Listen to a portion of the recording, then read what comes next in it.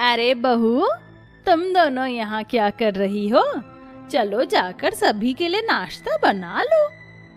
हमें काम करना ही नहीं आता माँ जी। आपकी 3 गरीब काली बहू हैं, तो उनसे ही घर के कामकाज करने के लिए कहो। वो दोनों ऐसा कहकर अपने अपने कमरों में चली जाती हैं। तभी वहां पर सरिता के दोनों बेटे आ जाते हैं। आज तुम दोनों की वजह से ही तुम्हारी पत्नियां मेरी एक नहीं सुनती और करो अमीर और गोरी लड़कियों से शादी। अरे माँ, ये दोनों अमीर बाप की बेटी है, उन्हें घर के काम करने की आदत नहीं है। खैर कोई बात नहीं, धीरे धीरे सब आ जाएगा उन्हें। ये सब छोड़ो माँ, और ये देखो, अब हम 5 भाई दुबई जाएंगे और वहाँ पर खूब पैसा कमाएंगे। फिर देखना, बहुत जल्द हमारी परेशानियाँ खत्म हो जाएंगी। उसके बाद दोनों बेटे उसके सामने अपने दुबई के पासपोर्ट रख देते हैं। अरे वाह बेटा, अब तो हमारी परेशानियां धीरे धीरे खत्म हो जाएंगी और हमें ये गरीबी नहीं झेलनी पड़ेगी। दुबई जाने के बाद भैया हमें कांटेक्ट करते रहना। ये सब तो ठीक है माँ, लेकिन आपने अभी तक नाश्ता नहीं बनाया।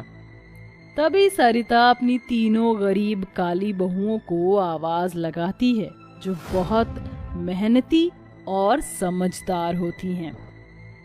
पुष्पा, नेहा, मेघा, कहाँ पर हो तुम तीनों? कहीं नजर नहीं आ रही हो। हे भगवान, एक तरफ मेरी दोनों अमीर बहू ने मेरी नाक में दम करके रखा है और दूसरी तरफ मेरी ये गरीब बहुएं, जिनका कोई अता पता ही नहीं रहता। अब मैं इनका क्या ही करूं? सरिता ऐसा कह ही रही थी कि तभी वहां पर उसकी तीनों गरीब बहू आ जाती हैं और कहती हैं, माँ जी, हम तो यहीं पर थे, बस थोड़ा सा काम कर रहे थे। बताइए माँ जी, आपने हमें क्यों बुलाया है? सुबह से ये समय हो गया और किसी ने अभी तक कुछ भी खाने के लिए नहीं बनाया। जाओ, सबसे पहले सबके लिए नाश्ता बना कर लाओ। आज नाश्ता तो हमने पहले ही बना कर रख दिया था। आप सभी टेबल पर जाकर बैठ जाइए, हम अभी सबके लिए नाश्ता लगा देते हैं। वह तीनों मिलकर खाने की टेबल पर नाश्ता लगा देती हैं, जिसके बाद वहां पर सरिता की अमीर बहू भी आ जाती है और खाना देखकर कहती है, हे भगवान, ये सब क्या बना रखा, इतना ऑयली खाना। अरे ऐसा खाना खाकर तो अच्छे से अच्छा इंसान मर जाएगा। इन तीनों को कूड़ा कचरा बीनने के अलावा और कोई काम भी नहीं आता है। इन्हें तो बस वो गरीबों जैसा खाना बनाना आता है। ये चावल बना के रखती हैं और यहाँ पर दाल बना कर रखी है। अरे रोज सुबह शाम ये सब खा खा कर हम बोर हो गए हैं। जो तुम्हारे आगे है उसे खा ही लो, क्यों इतना तमाशा कर रही हो? सरिता के कहने पर उसकी दोनों अमीर बहू खाना शुरू करती हैं, लेकिन वो आधा अधूरा खाती हैं और वहां से उठकर चली जाती हैं। जिसके बाद सरिता के 5 बेटे अपना अपना नाश्ता करके काम के लिए निकल जाते हैं। वहीं घर के सारे काम करके सरिता की तीनों गरीब बहुएं बाजार में घूमने के लिए निकल जाती हैं, जहां वह प्लास्टिक की जितनी भी बोतलें देखती हैं उन्हें उठाकर अपने ससुराल में ले आती हैं और घर के बाहर इकट्ठा करना शुरू कर देती हैं। ये सब देखकर कीर्ति और प्रेरणा उन तीनों से कहती हैं, अरे माना कि तुम तीनों गरीब परिवार से आई हो, लेकिन ये कूड़ा बीनने की आदत तुम्हारी कब जाएगी? वो कहते हैं ना, कुत्ते की दुम 12 महीने भी सीधी रखने के बाद टेढ़ी की टेढ़ी रहती है। तो ये गरीबों में भी वही आदत होती है। ये चाहे जितना भी अच्छे परिवार में आ जाए, इनकी गरीबी कभी इनका पीछा छोड़ती ही नहीं। ऐसा कहकर वो दोनों घर के अंदर चली जाती हैं। इन दोनों को हमसे दिक्कत क्या है? हमने इनका क्या बिगाड़ा है? इनका कुछ नहीं बिगाड़ा, सारी गलती हमारी गरीब होने की है। अगर आज हम इनकी तरह अमीर होते तो इनका मुकाबला कर पाते। ये सारी बातें छोड़ो, ये देखो हमारे पास अब कितनी सारी बोतल इकट्ठा हो गई हैं, लेकिन अभी हमें और भी बहुत सारी बोतल चाहिए। और अब घर के बाहर तो जगह बहुत सारी घिर गई है। एक काम करते हैं, अब जो बोतल लेकर आएंगे उन्हें घर के पीछे की तरफ रखेंगे ताकि वह लोगों को ज्यादा नजर ना आए। हाँ हाँ, तुमने बिल्कुल सही कहा, मैं तुम्हारे साथ हूँ। रोजाना की तरह बोतल इकट्ठी करने के बाद वो तीनों घर के अंदर चली जाती हैं और अपने घर के बाहर इतनी सारी बोतल देखकर सरिता को बहुत तेज गुस्सा आता है। वहीं दूसरी तरफ कुछ ही दिनों के बाद सरिता के 5 बेटे दुबई चले जाते हैं। उनको गए हुए काफी समय हो जाता है, ना तो वो वापस आते हैं और ना ही उनसे सरिता की कोई बात हो पाती है। इसी दौरान घर में बहुत सी परेशानियां भी शुरू हो जाती हैं। पता नहीं और कब तक इस घर में हमें भूखे मरना पड़ेगा। ऐसे दिन तो हमने कभी जिंदगी में नहीं देखे। अब मुझसे ये सारी परेशानियां और बर्दाश्त नहीं की जा रही हैं। माँ जी, आप एक काम करो, हमें हमारे मायके भेज दो, वही ठीक होगा। हमें तो ऐसा लगता है कि तुम्हारे बेटे यहाँ से जाने के बाद हमें भूल ही गए हैं।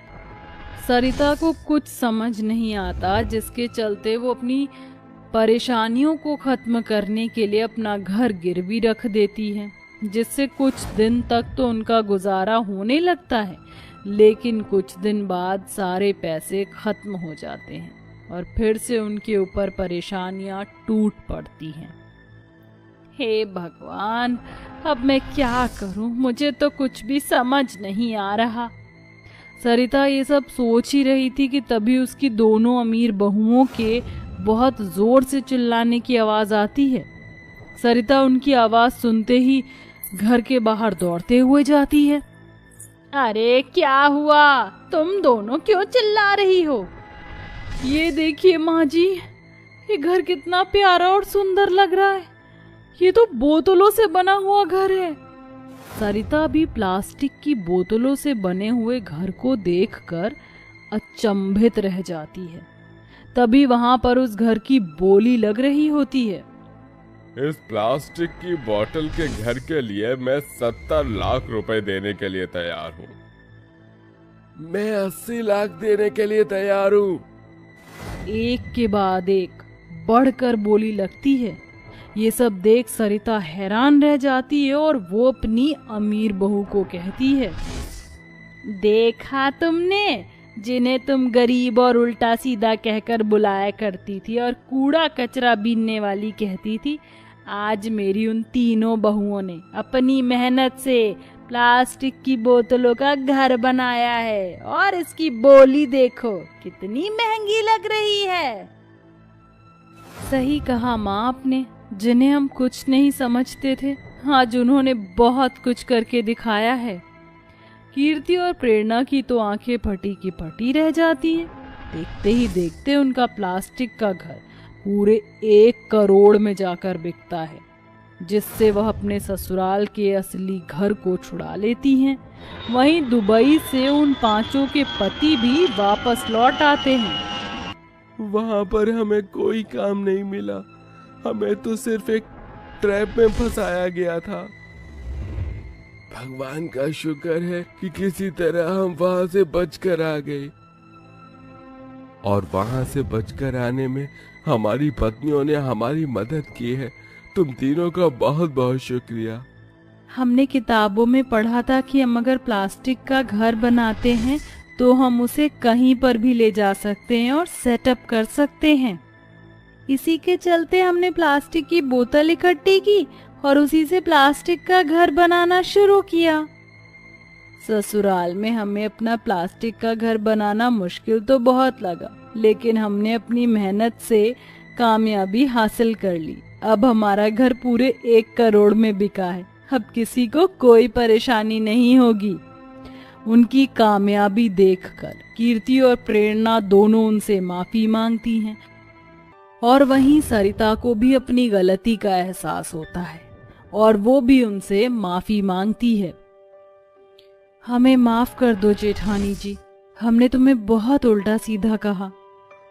क्या अब आप हमें भी इस तरह मेहनत करना सिखा सकती हो? अरे हाँ, क्यों नहीं। हम सब अब एक साथ मिलकर इस काम को करेंगे। अपने कमाए हुए पैसों से वो तीनों अब अपने तीनों पति और उनके भाइयों का खुद का बिजनेस खुलवा देती हैं और अपने ससुराल का मकान भी छुड़वा लेती हैं। वहीं दूसरी तरफ वो तीनों मिलकर प्रेरणा और कीर्ति को भी अपने काम में शामिल कर लेती हैं। अब वह दोनों भी उन तीनों के साथ मिलकर मेहनत करती हैं और प्लास्टिक के घर बनाकर बेचना शुरू कर देती हैं, जिसके बाद वो सब एक साथ खुशी खुशी रहने लगते हैं। रूपा एक बहुत ज्यादा गरीब लड़की थी। वो अपनी माँ के साथ एक छोटे से गांव में रहती थी। एक दिन रूपा और उसकी माँ बाजार गए हुए थे। माँ, हमने सारा सामान खरीद लिया है, तो क्या अब हम लोग घर चलें? हाँ, चल, घर जाकर खाना भी तो बनाना है। रूपा और उसकी माँ दोनों बाजार से घर की तरफ जा ही रही थी कि तभी तेज बारिश शुरू हो गई। अरे नहीं माँ, जल्दी चलो। दोनों माँ बेटी ने तेज तेज कदम बढ़ाए कि तभी उन्हें एक बस स्टॉप दिखाई दिया। माँ, यहाँ आ जाओ। लेकिन अभी यहाँ खड़ा होकर क्या फायदा, हम तो भीग ही चुके हैं। फिर भी कम से कम हमारा सामान नहीं भीगेगा। दोनों माँ बेटी वहीं खड़ी होकर बारिश के रुकने का इंतजार करने लगी। वहीं बस स्टॉप पर राजेश भी बस का इंतजार कर रहा था। राजेश एक नजर बस के आने की राह को ताकता तो एक नजर रूपा को। आप दोनों को भी बस के आने का ही इंतजार है क्या? नहीं, मैं और मेरी माँ तो बस बारिश के रुकने का इंतजार कर रहे हैं। अच्छा, लेकिन आपको जाना कहाँ पर है? यही गांव में ही हमारा घर है। अच्छा। राजेश को बातों ही बातों में रूपा पसंद आ गई। कुछ देर में बारिश भी थम गई और रूपा और राजेश अपनी अपनी राह निकल गए। इसी तरह से दिन बीत रहे थे, लेकिन राजेश रूपा को अपने मन से भुला नहीं पा रहा था। इसीलिए राजेश उसे ढूंढने गांव आ गया। बहुत देर तक ढूंढने पर भी उसे रूपा का कोई पता नहीं मिला। इसीलिए राजेश थक कर माँ दुर्गा के मंदिर पहुंचा। हे माँ, मुझे अब तुम ही कोई रास्ता दिखाओ। मेरी इस दुविधा को अब तुम ही हल करो। मैं नहीं जानता रूपा कहाँ है। अब उस तक पहुंचने के लिए तुम ही मेरे लिए रास्ता बनाओ। राजेश ऐसा बोल ही रहा था कि तभी मंदिर की घंटी बजी और जैसे ही राजेश ने पलटकर देखा तो वहां पर रूपा खड़ी हुई थी। राजेश ने वही मौका देखकर रूपा से अपने दिल की बात बोल दी। राजेश जी, आप अगर इस मामले में मेरी माँ से बात करो तो ज्यादा अच्छा होगा। ठीक है, तो रूपा मुझे अपनी माँ के पास ले चलो। रूपा राजेश को अपने घर ले गई, जहाँ राजेश ने उसे सब कुछ बता दिया। मुझे सिर्फ आपकी बेटी का हाथ चाहिए और कुछ नहीं। गरीब माँ ने खुश होकर राजेश के हाथ में अपनी बेटी का हाथ दे दिया। बेटा, मेरे पास मेरी बच्ची को देने को कुछ भी नहीं है सिवाय एक आटा पीसने की चक्की के। बेटा, तू अपने दहेज स्वरूप ये चक्की अपने ससुराल ले जा। रूपा अपनी माँ से आशीर्वाद और आटा चक्की लेकर ससुराल पहुंची, जहां रूपा को देखकर उसकी सास और ननंद की तन बदन में आग लग गई। भैया, ये किस भिखारन से आपने शादी कर ली है? तमीज से बात करो नायरा, रूपा तुम्हारी भाभी है। अरे होगी भाभी। सुन रही हो भिखारन, अभी के अभी अपनी इस चक्की के साथ निकल जा मेरे घर से। ऐसे मत कहिए सासू माँ। माँ, अगर आप रूपा को इस घर में नहीं रखोगी तो फिर मैं भी इस घर में नहीं रहूंगा। अपनी बेटे की बात सुनकर प्रतिज्ञा चुप हो गई और उसने रूपा को घर में रख लिया। लेकिन रूपा ने अभी तक अपने दिल में रेत की जरे बराबर भी जगह नहीं बनाई थी अपनी सास के दिल में। इसी तरह से रूपा को ससुराल में शाम हो गई। उसे किसी ने कुछ भी खाने पीने को नहीं दिया था। हे भगवान, यहाँ पर तो मैं भूखी ही मर जाऊंगी। रूपा ऐसा बोल ही रही थी कि तभी वहां पर उसकी ननंद आई और रूपा के सामने एक डिब्बा रख दिया जिसके अंदर गेहूं भरे हुए थे। ये ले, अगर तुझे कुछ खाना है तो पहले इन गेहूं को पीस, तभी खाना मिलेगा। पर क्या पर? तू भले ही इस घर में है, लेकिन कभी भी खुद को इस घर का हिस्सा मत समझना। इस घर में रहने की जगह हम तुझे दे चुके हैं, लेकिन अपना गुजारा तुझे खुद ही करना पड़ेगा। नायरा ने बड़ी अकड़ पर ये बात बोली और फिर वहां से चली गई। बेचारी रूपा ने चक्की पर गेहूं पीसकर अपने लिए रोटियां बनाई। इसी तरह से दिन बीत रहे थे। रूपा को उसकी ननंद और सास नीचा दिखाने का कोई भी मौका नहीं छोड़ती थी। मम्मी, मैंने सुना है कि इन आने वाले 3 दिनों में बहुत ज्यादा गर्मी पड़ने वाली है। मेरी तो बस की नहीं ऐसी गर्मी को बर्दाश्त करना, इसीलिए मैं और आप 3 दिन के लिए मनाली जा रहे हैं। अरे वाह, चल तो मैं पैकिंग कर लेती हूँ। दोनों की बात सुनकर बेचारी रूपा उदास हो रही थी। तुम ऐसा मत सोचना कि हम तुम्हें भी लेकर जाएंगे। मैंने ऐसा कब बोला? नहीं, वो तुम गरीबों में आदत होती है ना अमीरों का पीछा करने की, बस इसीलिए बोल रही हूँ। नहीं ननन जी, मैं उन लोगों में से नहीं हूँ, आप बेफिक्र होकर जाइए। रूपा ऐसे बोलते हुए कमरे में चली गई। अगली सुबह नायरा और प्रतिज्ञा अपनी छुट्टियों पर निकल गई। माँ और नायरा जी तो नहीं है, क्या आज मैं पिसे हुए आटे से ही रोटियां बना लूं? नहीं नहीं, मैं ऐसा कुछ भी नहीं करूंगी। रूपा ने ऐसा बोलकर अपने गेहूं को चक्की में डाला और पीसना शुरू किया। माँ दुर्गा को उसकी ईमानदारी पसंद आ गई और उन्होंने चक्की में डाले हुए गेहूं को सोने में बदल दिया। ये कैसे संभव है? रूपा ऐसा सोच ही रही थी कि तभी वहां माँ दुर्गा स्वयं अपने दर्शन कराने रूपा के पास पहुंच गई।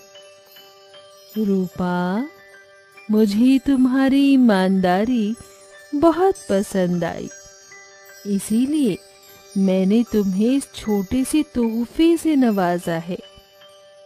रूपा उनके सामने हाथ जोड़कर खड़ी हो गई।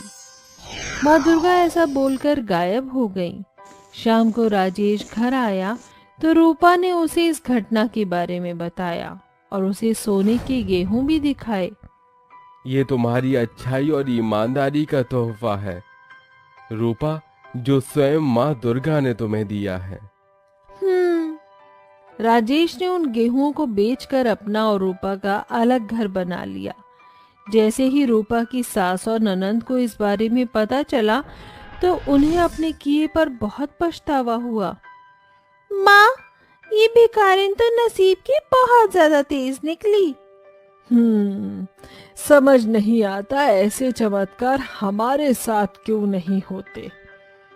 धीरे धीरे इसी तरह समय बीत रहा था। अब राजेश का अपनी बहन के साथ मिलकर काम ना संभलने की वजह से नायरा को काम में बड़ा घाटा हो गया। माँ, कुछ भी नहीं बचा, सब कुछ खत्म हो गया। अब हम क्या करेंगे, कहाँ जाएंगे? बस अब कुछ ही मिनटों में हमारा घर भी हमसे छीनने वाला है। दोनों माँ बेटी बहुत परेशान थी। जैसे ही रूपा को इस बात का पता चला तो वो सीधा अपनी सास और ननंद के पास पहुंची। घबराओ नहीं माँ जी और ननंद जी, आप दोनों हमारे साथ हमारे घर चलो। बहू तू, हमने तो आपके साथ कितना गलत किया, तो आप हमारी मदद क्यों कर रही हो? परिवार की मुश्किल दिनों में परिवार ही साथ देता है, बस इसीलिए। और वैसे भी माँ और बहन कितना भी क्यों ना लड़ लें, उनसे रिश्ता थोड़ी ही खत्म होता है। और आप दोनों मेरी माँ और बहन की तरह ही तो हो। रूपा की बात सुनकर दोनों माँ बेटी को अपने किए पर बहुत पछतावा हुआ और उन्होंने रूपा से अपने किए के लिए माफी मांगी। राजेश और रूपा उन दोनों को अपने नए घर में ले आए, जहां पर सभी खुशी खुशी रहने लगे।